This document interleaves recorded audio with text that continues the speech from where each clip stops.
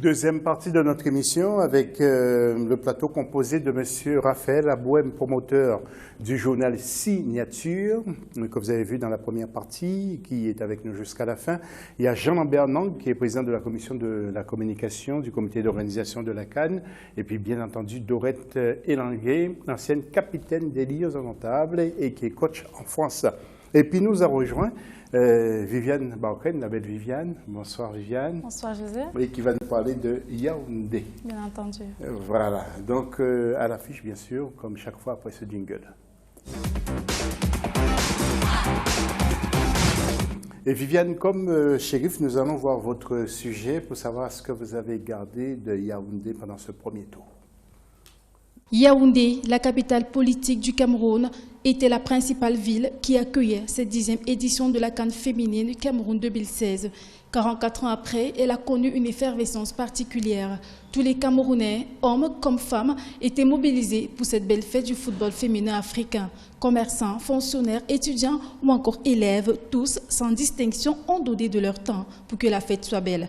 La mouvance, le jeu et le fair-play ont couronné la compétition dans la poule A, une poule composée du Cameroun, de l'Afrique du Sud, de l'Égypte et du Zimbabwe. 3 matchs uniques et singuliers qui ont caractérisé les rencontres. L'on retient les belles prestations de la sélection camerounaise qui s'en sort avec la meilleure défense. Les Banyana d'Afrique du Sud, deuxième de la poule A avec 4 points, se sont finalement inclinés devant le Nigérien en demi-finale. Le Zimbabwe et l'Égypte, dernier de la poule A avec respectivement 1 et 3 points, n'ont pas démérité dans cette compétition. Elles ressortent grandies et n'ont eu de nouvelles expériences. Viviane, vous avez de la chance, vous êtes restée à Yaoundé. Il y avait des moments de folie pendant cette CAN à Yaoundé? Ah oui, bien entendu, il y avait vraiment des moments de folie. Tous les Camerounais étaient mobilisés pour soutenir les filles. Alors, la desserte, vous avez évoqué dans votre sujet certains inconvénients. Alors, peut-être pas de la desserte, mais l'accès, est-ce que tout était parfait selon vous malgré la rénovation de ce stade? Parfait non, mais pas imparfait en termes de difficulté, en termes d'organisation. Imparfait peut-être parce qu'il y avait trop de Camerounais qui voulaient venir voir du football.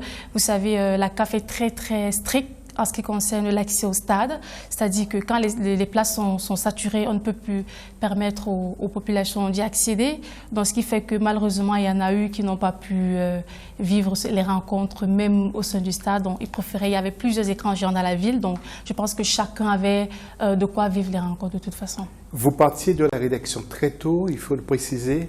Donc, bien pour entendu. être stade, malgré ça, vous arriviez très tard. Alors, sans raconter votre secret, la première journée du groupe A, vous êtes arrêté à peu près à 2 km et vous êtes parti sur une moto-taxi. C'est vrai, effectivement, José. Vous savez, le stade omnisport de Yaoundé est placé, on va dire, en plein cœur de la ville. Ça veut dire, il y avait le chef de l'État qui devait vraiment introduire la cérémonie.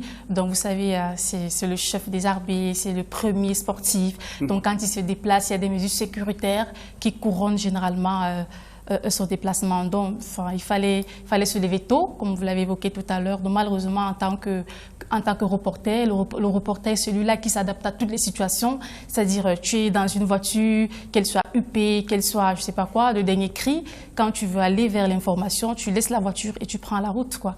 Donc, c'est ce qui a été fait et j'ai pas raté un seul instant. Oui, Jean-Lambert Nang, Viviane n'a pas confirmé, peut-être l'a dit à demi-mot, mais problème de restauration.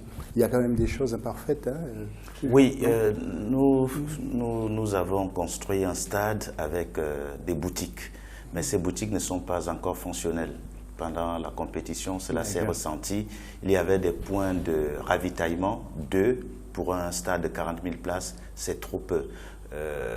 Avouons que les Camerounais qui sont les seigneurs de la débrouillardise ont quand même pu tenir le cap d'arriver au stade à 8 heures et d'en repartir vers les 18 heures après 1 ou 2 matchs. Nous allons améliorer les choses si nous sommes encore là, parce qu'un stade est un milieu de vie.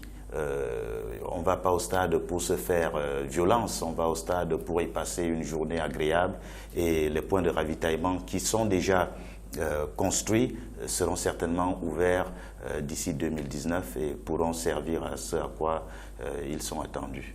Dorette Elanguet, vous qui êtes habitué avoir beaucoup de stades internationaux, et surtout en France aussi, il y a beaucoup de modernisme. Vous, qu'avez-vous constaté? Quelle différence faites-vous? Parce que lorsqu'on voit à la télévision le stade de Yaoundé, pour nous, c'est un superbe stade. Il est très beau. Mais est-ce que vous avez constaté des petites imperfections, vous, de votre côté? Évidemment que le stade a été rénové et qu'il est très, très attrayant. Moi, en arrivant dans l'avion, on l'aperçoit et c'était éclairé. J'étais surprise. Je dis, mais ce stade, il a changé, il y a des couleurs, c'est joli. Et quand je suis arrivée, j'étais agréablement surprise. Évidemment qu'on doit relever des petites imperfections qui sont ressorties, d'où une compétition mineure organisée avant une compétition majeure. Donc je pense que pour la Coupe du Monde, la Coupe d'Afrique 2019, le tir va être rectifié. Oui, parce que par exemple aux toilettes, j'ai pas eu de papier malheureusement, mais on sait qu'on se débrouille. Mais bon, ça c'est des choses qui vont être améliorées. Il y a d'autres petites choses comme ça qui, ça peut arriver, hein, mais bon, voilà, c'est pas très grave. Mais oui. Bon. Raphaël, est-ce que vous allez gratigner le cocagne dans votre journal sur ces petites imperfections où vous parlerez plus du bon côté pour s'y inciter le tourisme, parce que vous êtes après tout un journal politique, sport, aussi social. Oui, moi je vais d'abord tenir à féliciter le comité d'organisation, le ministre des Sports et le gouvernement. Parce que j'ai aussi le privilège de côtoyer les grands stades en France. Et il y a aussi souvent les ratés à tous les week-ends. Il y a des ratés. Donc, pour un pays comme le Cameroun qui n'a pas organisé une compétition majeure depuis 44 ans, on doit être très, très indulgent parce que pour voir d'où nous venons, il y a encore 5 mois en arrière, nous n'étions même pas sûrs que cette compétition va avoir lieu. Et voir à quel point le stade en lui-même est beau, il faut dire qu'il y a un travail réel qui a été fait. Donc il faut parfois avoir l'honnêteté intellectuelle de reconnaître quand les gens ont fait un réel effort. Les Camerounais et leur gouvernement ont fait un réel effort. Donc on ne peut que les encourager et en nous disant que sans devoir leur donner des leçons, eux-mêmes vont tirer les leçons des petits manquements qui se sont présentés lors de l'organisation de cette compétition. Parce que ce n'est pas évident. Et je pense même que la CAF, j'ai écouté certaines interventions de certains membres de la CAF, ils ont été bluffés, il faut le dire, ils ont été bluffés. Déjà parce qu'ils ne s'attendaient pas à voir autant de monde au stade lors des matchs. Et il faut signaler qu'il n'y a pas eu vraiment d'incident. Et ça, personne ne s'y attendait. Donc aujourd'hui, on ne peut que féliciter les Camerounais dans leur ensemble parce que ce n'est pas seulement une histoire du gouvernement ou du comité d'organisation, mais il faut dire que les Camerounais aussi ont adhéré et ils ont participé à ce que la fête soit belle. Ok. Évidemment qu'on félicite le comité d'organisation. Très bien. On avait demandé un stade avec des places. Les gens arrivent, ils s'installent, alors qu'il y a des stadiers qui sont là, qui disent « Madame, asseyez-vous là, tel numéro », et les gens ne respectent pas. Il faut bien que le grand public, je m'adresse à mes frères et sœurs, s'il vous plaît, quand vous venez au stade, vous avez une place sur votre billet, recherchez votre place, un numéro aussi, également. Si on a besoin de se rafraîchir, on n'a pas besoin de discuter pour retrouver sa place, parce qu'on l'a vécu, et c'est aussi ça, l'évolution des grands stades. Alors, on va donner la parole à notre reporter d'abord. Viviane. Oui. Monsieur Dorette, je voudrais... c'est vrai, la repas qu'elle pose est fondée, mais il faut dire qu'il y a eu un souci particulier. C'est qu'à un moment, il y a des invités qui avaient des billets d'invitation et des cartons n'avaient pas de siège. C'est-à-dire que, voilà, c'était une difficulté majeure. Il y a des Camerounais qui ont acheté leur ticket avec leur place. Il y a d'autres, on va dire, d'autres personnalités, on va dire, qui ont des invitations. Alors, entre un jeune garçon qui a son t-shirt tatoué avec vert ou jaune, avec son maillot, et un cadre huppé dans sa veste noire qui a un carton d'invitation, forcément, vous voyez bien que le cadre sera privilégié à la place du jeune qui a un ticket avec un numéro de place. Donc, je pense que ce sont des mesures un peu strictes qu'il faudrait davantage revoir. Raphaël. Moi, je vais revenir pour dire qu'aujourd'hui, pour continuer sur mon propos, il y a un problème d'éducation qu'il faut faire. Ce sera de la pédagogie. Vous savez, la dernière compétition qui a été organisée il y a 44 ans, je n'étais même pas né. Aujourd'hui, on a un stade qui est tout neuf, qui est moderne. Donc, les Camerounais découvrent tout ça pendant une grande compétition. Donc, je pense qu'aujourd'hui, les médias vont jouer leur rôle, vont faire de la pédagogie, expliquer aux gens que quand vous allez au stade, sur votre ticket, il y a le numéro de votre porte. d'entrée et il y a le numéro de votre siège. Tout ça, ça va se faire, ça va venir.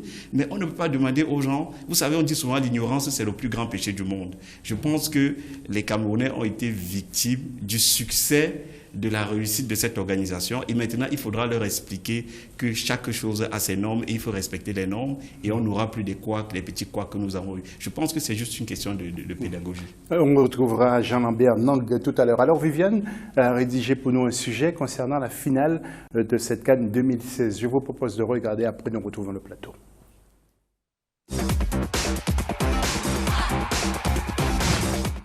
Effectivement, nous allons regarder ce sujet après la fiche du jour. C'est dans un stade de Yaoundé rempli, en présence du chef de l'État et de son épouse, que les Lions ont été battus 1-0 face au Nigeria. Un titre continental que les Super Falcons conservent pour la 8e fois consécutive. Après 3 finales perdues, les Lions indomptables n'imaginaient pas autre chose que le sacre pour cette Coupe d'Afrique des Nations féminines organisée au Cameroun. Mais le Nigeria, visiblement plus expérimenté, l'a emporté. Et pourtant, durant la rencontre, l'on a bien vu une équipe camerounaise qui n'a cessé de multiplier les occasions de but. Physique, avec sa défense de fer, elle s'est inclinée devant l'unique occasion de son adversaire, le Nigeria, brisant ainsi tous les espoirs de 40 000 spectateurs qui ont fait le déplacement ce samedi 3 décembre 2016. Jean-Lambert Nang, que nous allons retrouver dans quelques instants, mais Viviane, vous êtes arrivée tôt aussi pour cette finale au stade. Il y avait des bousculades ou pas? Je vais dire non, il n'y avait pas de bousculade. Pourquoi? Je vais m'expliquer. La cérémonie d'ouverture, vous savez, c'était le premier jour. Tout le monde découvrait le stade, tout le monde venait à la fête. Il y a eu quelques bousculades lors de la cérémonie d'ouverture. Mais je pense que ça a été nettement corrigé à la clôture parce que les Camerounais se sont levés très tôt. Je suis partie de la rédaction à 7h et à 7h, il y avait déjà des milliers de Camerounais dans les rangs. C'était encadré, tout le monde savait où il allait, contrairement à la cérémonie d'ouverture où c'était bousculé, où ça bousculait partout, tout le monde voulait aller n'importe où et tout. Et comme M. Abom disait tout à l'heure, c'est un problème de sensibilisation. Je pense qu'à la cérémonie de clôture, quand même, chaque Camerounais savait, voilà l'entrée est, voilà l'entrée ouest, voilà où je peux aller. Il lit son ticket, il savait où s'orienter. Donc vraiment, il y a eu plus de 40 000 étaient présents, mais je pense que tout le monde a eu une place et ceux qui étaient malheureux pouvaient juste se contacter des écrans géants qui étaient à l'extérieur du stade. Jean-Lambert Nang, j'ai l'impression que Viviane vous donne presque un 20 sur 20. Au niveau de l'organisation. En fait, elle est journaliste, elle ne fait que rendre compte de ce qu'elle a vécu. Nous sommes loin de nous auto-glorifier, hein, parce que c'était notre baptême du feu. C'était notre baptême du feu et nous pensons que nous avons essayé de donner le meilleur de nous-mêmes par rapport à ce que nous pensions être l'organisation. Maintenant, c'est bien d'écouter tout ce qui est relevé, qui n'a pas marché, et ma voisine de droite l'a si bien relevé. Nous étions en phase de rodage pour parfaire tout à l'occasion de 2019 et je crois que nous avons ce temps nécessaire pour faire de la pédagogie puisque le stade ne va pas être fermé après la CAN, il va servir pour les compétitions nationales. Il y a la Champions League, il y a la Ligue nationale elle-même, il y a tout un tas de compétitions qui vont s'y dérouler et qui vont permettre à chaque occasion à ceux qui sont en charge de la gestion du stade de faire de la pédagogie auprès des spectateurs. Maintenant, au comité local d'organisation, vous comprendrez bien que nous faisions un peu la moue parce que l'objectif, certes, c'était d'offrir une belle fête au continent africain, de célébrer la femme et le football, mais c'était aussi de voir les Lions briser ce signe indien qui leur colle à la peau depuis 9 éditions précédentes. Et face au même adversaire, le Nigeria, 3 finales perdues, une 4e s'est inscrite à cette occasion et cela a tiédi quelque peu notre gloriole. Oui, alors Dorette, vous avez constaté que notre reporter a fait 2 tableaux. Elle a rempli que le côté positif, mais pas le côté négatif. Elle n'a pas parlé des couacs encore pour l'instant. Est-ce que vous, outre le papier qui manquait, est-ce que vous avez constaté d'autres petits inconvénients? Eh bien, la CAN s'est bien déroulée sur le plan l'engouement populaire. Je vais me retourner vers le comité d'organisation qui, je pense que les praticiens qui sont sur le terrain aujourd'hui n'ont pas été assez impliqués. ou invitées, parce que j'ai observé à l'entrée des stades des filles hier qui souhaitaient, qui sont joueuses, ou même anciennes joueuses, qui souhaitaient regarder, venir voir le match et qui sont malheureusement restées dehors. Donc ça, c'est un petit quoi qui fait que là, je tire également la couverture de notre côté, parce que voilà. Donc c'est un peu ça, impliquer, peut-être pas aller les chercher, les anciens présidents de club, parce que c'est quand même la fête, c'est d'abord la nôtre. Et voilà, on espère rectifier le tir pour une prochaine. Je vais vous répondre sur ce point-là, parce que nous, au comité d'organisation, nous avions la tête dans le guidon. Les extras auraient dû revenir à l'association nationale, c'est-à-dire la Fédération camerounaise de football, qui est quand même en charge du développement du football et de la gestion de ces anciennes vedettes, de celles d'aujourd'hui et de celles qui sont encore dans les couffins. Et cela, moi, je l'ai vécu parce qu'il a fallu que le syndicat national des footballeurs vienne au centre des accréditations nous dire, nous on a joué, on a quand même amené ce football-là où il se trouve aujourd'hui, nous aimerions être accrédités. Lorsqu'elles m'ont présenté leur agrément, tout de suite, de ma position, j'ai demandé qu'on leur donne des billets. Et je crois que ce travail d'organisation ne pouvait pas aller de pair avec celui du souci de qui est-ce qu'on invite. C'est à la fédération de s'occuper de ce genre de problème. Merci. Nous allons arriver à la fin. Viviane, je voudrais quand même que vous nous disiez un tout dernier mot. Qu'est-ce que vous avez retenu globalement? Les couacs, vous n'avez pas trouvé tellement de couacs, mais en fait, globalement, ça a été positif. 2019, le passage est libre pour... Oui, le passage est libre et comme le disait un expert sur nos différents plateaux, j'espère que nous, les hommes, tireront le bon exemple finalement. Derrière des grandes femmes se cachent des grands hommes. Mais par contre, je voudrais également ajouter un mot par rapport à l'échec de nos sœurs des Lyonnes samedi. Donc, je veux dire, j'espère vraiment qu'on va tirer de bonnes leçons. Je parle notamment des autorités sportives du Cameroun parce que, vous savez, la plupart, il y a des équipes qui étaient à cette compétition, qui évoluent en championnat localement dans leur pays. Il y a, sur les 21 jours, on voyait des pays où il y avait 20 joueurs qui jouaient localement parce que là-bas, il y a une politique du football féminin qui est développée. Il y a des statuts juridiques qui existent. Il y a des anciennes joueuses qui ont leur place au sein des sélections qui évoluent, notamment comme évoquait Doré. Donc je pense qu'on va tirer des bonnes leçons. N'en voulons pas au Nigeria qui a un football qui est bien structuré, c'est-à-dire que ce n'est pas de la tricherie, c'est vrai, nos filles sont tellement talentueuses. Je pense qu'aujourd'hui, j'espère qu'on tirera de bonnes leçons et que dès les premières lueurs du mois de décembre ou de janvier 2017, on verra un football féminin sorti de terre, quoi. Un vrai football professionnel au Cameroun. Merci Viviane. Et puis surtout, reposez-vous bien parce que vous avez beaucoup travaillé, tout comme Cheikh. Merci José. Jean-Lambert Nang aura un peu plus de temps de parole dans la page Jean-Lambert et Raphaël Abouem parce que vous n'avez pas beaucoup parlé. Mais comme c'est fini la deuxième partie, je suis vraiment désolé, mais on se retrouve dans la troisième pour vous entendre encore un peu plus. À tout de suite après la pause.